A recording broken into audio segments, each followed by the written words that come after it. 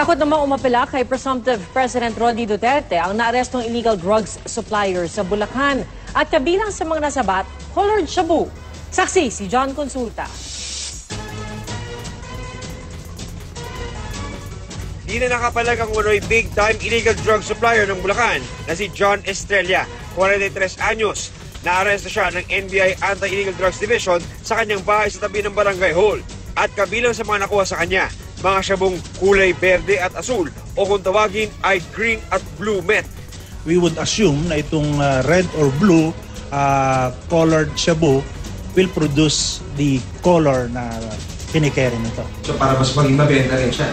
Parang mas mabenta siguro. Kasama mga colored shabu sa halagang 1 milyong high-grade shabu na na-recover. Di na ito mag-isa Estrella na takot pang umapila kay presumptive President Rodrigo Duterte.